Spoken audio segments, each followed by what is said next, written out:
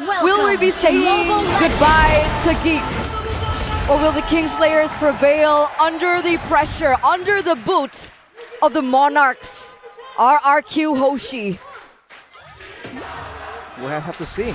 Looking at the composition so far, when it comes to, it really feels like RRQ are kind of liking the fact that they can really secure those neutral objectives. With a Yuzong, with an Akai, they are overloaded with crowd control tools. In order to contest for that, you have to wonder for GEEK, are they going to try and match it? Are they going to try and go for trades? Because we've seen them go with both situationally. But look at the aggression here. RRQ taking control of these bushes. They're the ones pressuring. And usually you see GEEK fam just a bit more proactive. Boy getting zoned completely away from his own minion wave here in the mid lane. And I don't think he will be able to walk up here. He's just soaking in the XP. Vin, I was thinking about it definitely there. Chidera, Warrior Boots. Again, firmness, tenacity. He wants to make sure that he can somewhat survive at least. Ray though, with the Inspire and the Concussive Blast, it's a utility, fast clear approach and play.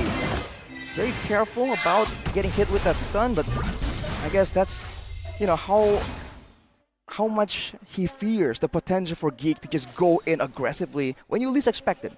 I mean, that's what you can expect in the mid lane, right? Again, Luo Yi in the early game has so much damage. Meanwhile, they have to spin into the Furious Dive into all the vengeances you get from those resets.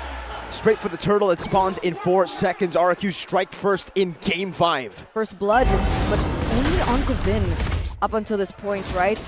Hasn't reached level 4 just yet, and you can already see Vin going for the neutral objective. No contest whatsoever for GEEK as they look for a mirror play in the top side. Can they get it? Diversion, no.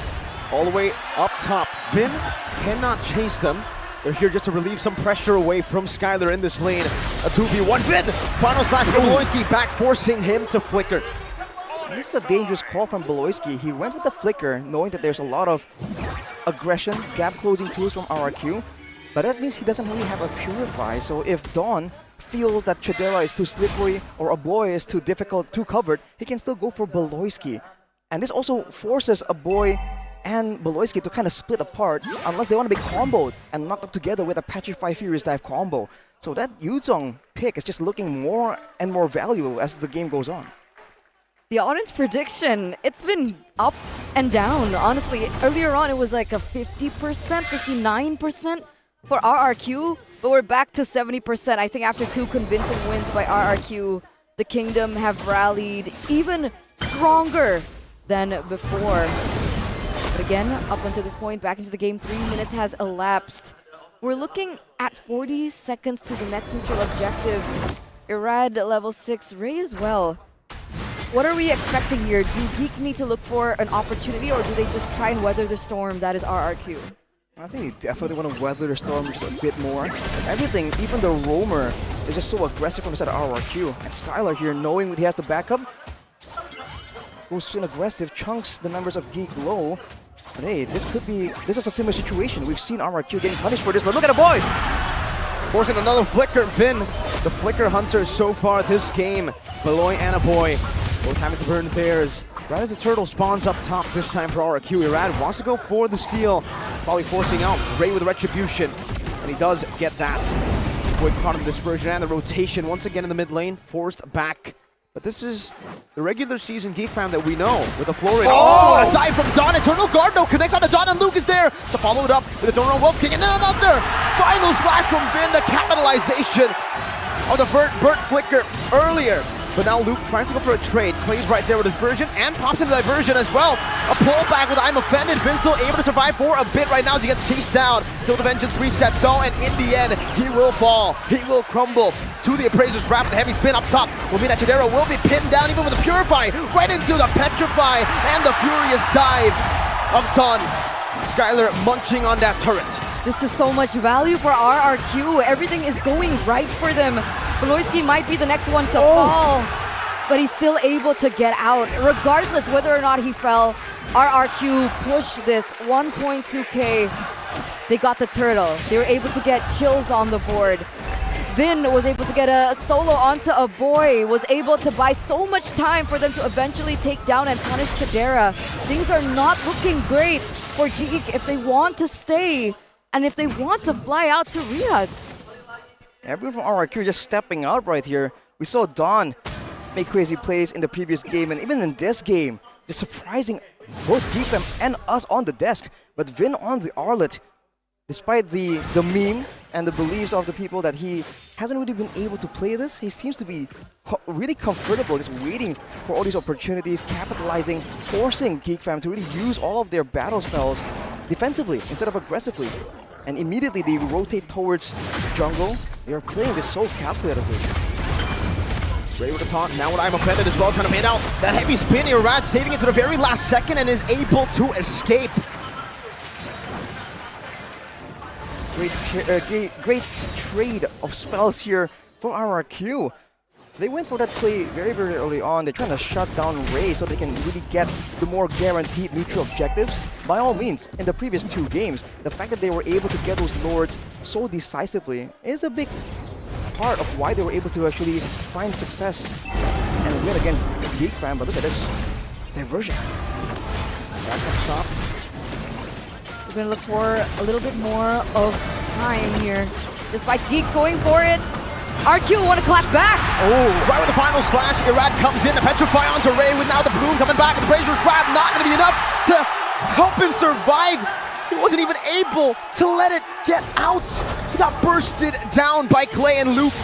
Now in the midst of it all, caught, heavy spin, isolates him. Luke trying to run away. Guess I don't know, Wolf, the incident, hurdle guard. And Algidera was on the chase, but not for long. They cannot lock any of the RRQ members down. That's a lot of damage coming in from a boy there. RRQ, they're doing great so far. But they need to remember, there's a lot of combos available for GEEK fam. A big I'm Offended to a stun from Beloyski to the Eternal Guard. Carry spell doom for them if they are not careful about this. So they have to be aware and know that that is the kind of moments that GEEK fam are just waiting to try and get an advantage from them through. But Skylar's doing so well so far, right? 1-0-1. It feels like he's snowballing up until this point. I'm wondering what his items are. Luke in a 2v1 situation, not going to be able to defend it. That's a flicker. Gotta pull, I'm Offended, trying to escape right now, but Skylar, Lycan pounce, that's a Bloom. Global healing is present. They will bait out that flicker away. The RRQ just brute forcing the turret take though, right in front of Luke's eyes. So they're kind of shut down. 3-man final slash, but Vin finds himself in enemy lines. 2-1 done with a petrify instant collapse. Skylar finds a double. And RRQ, the kingdom erupt once again. It's a 4-1 trade. That was a 4-1 trade. After everyone laughing at Vince Arlet, he goes in with that play and he makes it work. The follow-up as well was so impeccable by Dawn with the Yuzong. Never mind the trade. They get so much space. They get the turret in the mid side and they have so much more control over GEEK now. The fact that Vin started the whole sequence, burns all the battle spells, all the counter-engage tools, and Dawn immediately identifies it. The Dawn comes in, lands the tail on 2 members, just deleting them. With all this pressure, RRQ can go for it, but I wonder if they're still cautious of whether GEEK fam are waiting for some kind of opportunity. They've put Vin in between the Lord and GEEK fam. It might just be a free one for RRQ. But despite everything, right, Ray has still kept up with the farm, also at level 11 right now. But then they don't want to go for the risk. They're not going to go for the contest. This is a perfect turtle and Lord take, by the way, from RRQ. It's so difficult for GEEK fam right here. Look at the items as well. Skylar with the Sea Halberd. It's going to be doing a lot of damage to Ray and Luke. These beefier heroes that should be at the front line. So it's not just Clay right now that's doing damage. Skylar is itemizing to be able to help out with that. Oh, look at Vin. Again with the vengeance. Just trying to walk in front, trying to be a nuisance here. Look at RRQ though. Look at the way that they are using the waves. Trying to build up as many waves as possible with that Lord in the bottom lane. Unfortunately for them, all those minions in the bottom side cleared by the Lord. They won't be getting gold for it. But they will be able to get this mid lane turret. That is plenty especially against a team like GEEK that usually is able to really stave off all this aggression. And they're still going on the top side. They're leaving the Lord for way, way later. So what's the plan now? The Lord is marching still. They still have 2 waves.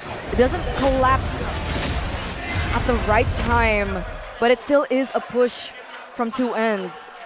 There's still a tower in the bottom side, however.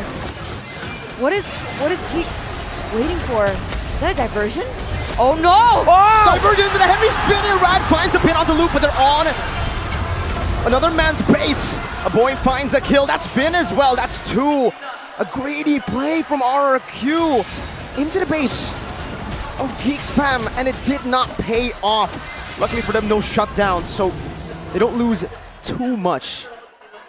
Wow, that came out of nowhere. I mean, we were thinking about it being a possibility, but it was just a bit too fast. And really, with the Lord coming in, they could have at least timed it, right? So that GEEK fam would have to lose a lot of HP in that base tower on the bottom side. But as you mentioned, Mirko, no shutdowns, still 4k gold ahead. And for the most part, GEEK fam haven't really been able to find a winning solution, right? Front to backs has been going for RRQ. Neutral objective timing has been for RRQ. Even pickoffs, RRQ has had the better chance because they have a heavy spin that can be used defensively, aggressively, in a team fight, or even for pickoffs. And they are just using that as a flexible tool, like a Swiss Army knife. They also have Clay with the diversions to facilitate those kinds of interactions from happening. So GEEK have been falling behind on literally every single aspect. We see a diversion play here. They don't necessarily find anyone just yet. They will be accompanying Skyler, maybe utilizing him as bait, but GEEK, they don't take the bait. You're playing it super, super safe. And let's remember, last season, GEEK fam were notorious for just staying in the base, weather the storm again and again, and then wait for the eventual comeback. This could be what they're planning on doing right here. With RRQ going on the Lord, though, you can see some maneuvers coming in from GEEK fam, trying to find some control. Again, right, despite RRQ holding control, like you mentioned, Arashi, Ray is also level 13, so he's been able to catch up to Irad. So if they want to go for a 50-50, is it possible? Is Chidera ready for this team fight? Is a boy ready for this team fight, right? Because it really does depend on both of these players. Oh, same done to the bottom side. Yep, pushing down to the bottom lane. Now Finn can go for an engage. Heavy spin into the back with the Black Dragon form used up as well. Irad secures the Lord for free. GEEK fam on the march, trying to look for a pickoff, something back, any sort of trade, but RRQ deny it. It's insane how they played that, right? Because the best case scenario is GEEK are able to kind of fend off the initial attack coming in from RRQ, let them waste all their resources, but in that amount of time, it's enough for them to go burst in the Lord. So there was absolutely no opportunity for them to go for it. I think the RRQ mainly, they weren't really planning. They didn't think that the Yuzong would have won them the fight immediately from there. But the fact that you're trying to set up for a Lord fight, and out of nowhere, on a 90-degree flank angle, a Black Dragon form just shows up.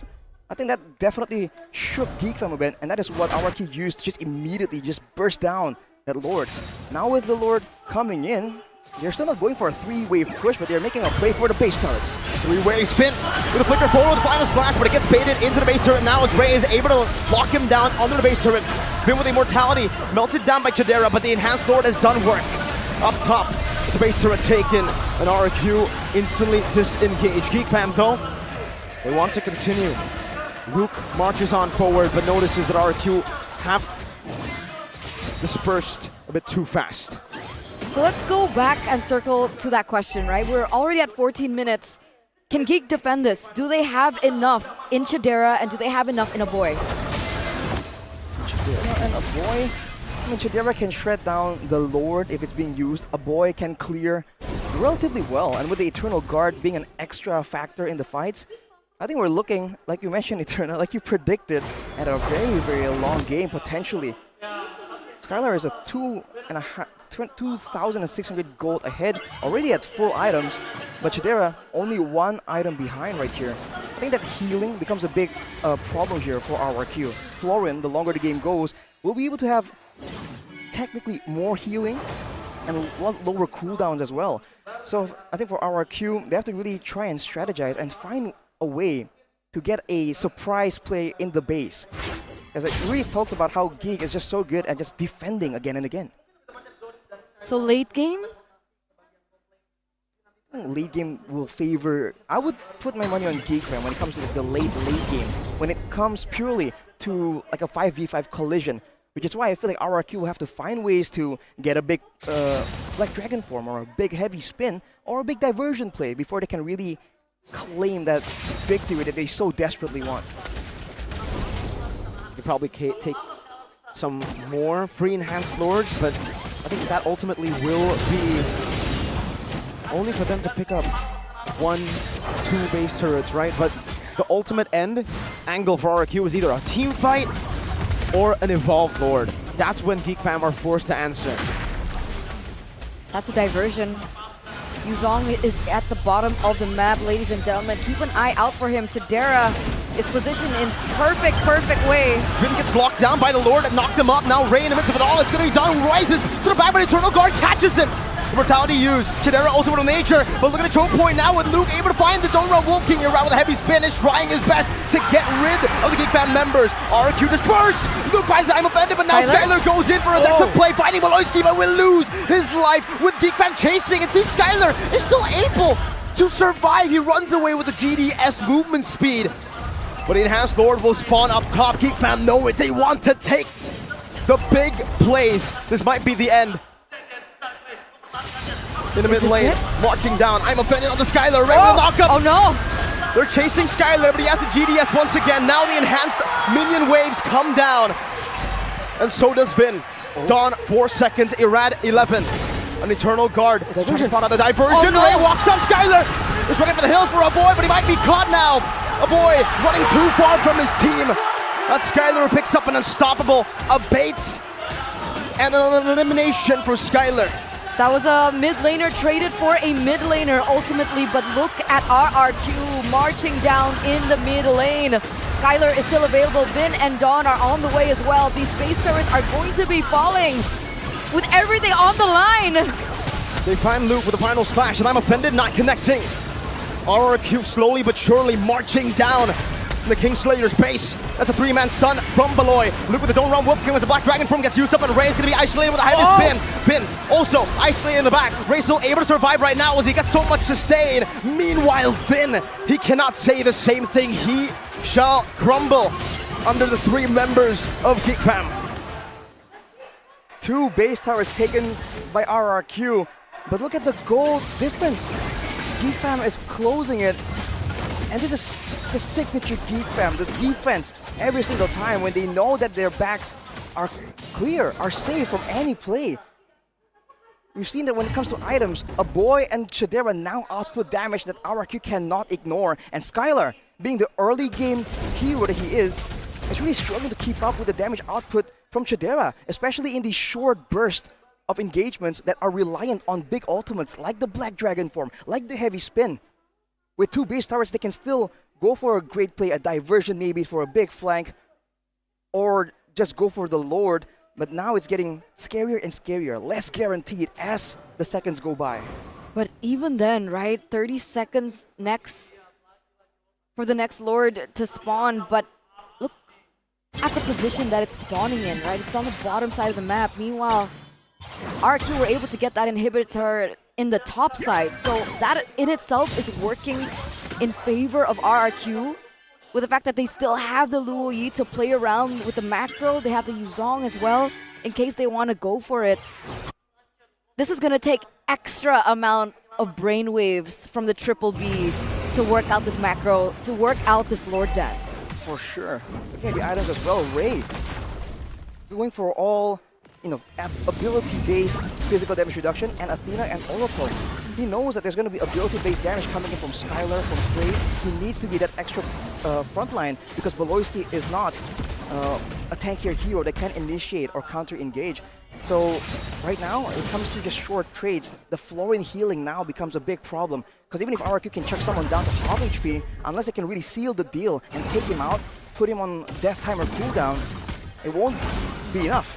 But with the waves pushing on the top side, RRQ, they're trying to play this as calculatively as they could possibly do. Ladies and gentlemen, this possibly could be the last Lord of this best of 5 series. The way that this goes down is imperative to the success of the entire organization at MPL ID Season 13. And if they still want a chance to make it to MSC, the pressure is there. The chaos is looming. The waves are pushing. And the Lord gets resetted? RRQ, maybe a bit too cautious. Maybe a bit over. Respectful! 2-man unoffended, right into the stun. Chidera trying to go for some damage as the Black Dragon form gets used up, but that's all just a bait. GEEK fam want to utilize these cooldown buffers to get as much value as possible. Ray very low, the Bloom still ready. Diversion to the back line as well. There might just be looking for the end right now. The heavy pin gets used up as well, but GEEK fam are forced back in the mid lane. The boy is able to clear it out of the Eternal Guard. Skylar not able to dish out enough damage towards the mini waves to clear it out in fast enough. Momentum, pendulum, all swinging back in favor of GEEK fam slowly but surely. Now Luke is chasing Skylar, but he has that GDS movement speed to play with. Both teams, once again, they stand by. It didn't work out. That was dangerous, man. A boy, though, able to clear the wave. What hasn't happened? And now it's back to the Lord Dance, but now look at the wave on the top side. It's meeting so much further outside of the base for GEEK fam. They have decent control right here. Bit of damage placed onto Luke by the Lord, though. This is an involved board. They'll be taking so much damage from it. Final slash, not connecting. Finn gonna be stunned up earlier. Eternal Guard knocking a rat up, doing some poke damage. Black Dragon form as well by Dawn. This is a window of opportunity. A 5-man petrified, but he gets the lead in instead. Now the Praisers run! Ray finds Iran and he gets the retribution! All objectives have gone to the Kings. All of the retries have gone to Iran. But one, the one that mattered might have gone to Ray, might have gone to the Kingslayers. Irad and Dawn, they fall. And with them, possibly the entire kingdom will go down with them. 3 waves are pushing. Ladies and gentlemen, this Lord is marching down in the mid lane. 20 seconds left on the clock for Irad. 17 seconds left on the clock. Ray still needs to work down in the top side. Oh, but there they go! But unoffended finding play. Only Skylar, the Crown Prince in his own base, left to defend. They will slay the Prince, they will slay the Kings. 7-0, and proceeding to an 8-0. The Kingslayers continue their reign over the Kings. They were once the saviors. They were once the key. But back here in the playoffs, in the Mausoleum, in the Coliseum, all that does not matter. We are now back to enemies. We are now back to rivals. And despite the equalizer from RRQ, it's not enough. Rex, Regum, Kaon are officially out of MPL ID Season 13. The Geeks have spoken. Nothing personal, kid. Sending the kingdom back home. It was a great attempt. It was an amazing match from both these teams. But unfortunately, in the end, there can only be one. And GEEK fam proceeds to the next step. Barely making it to playoffs. Counted out by everyone.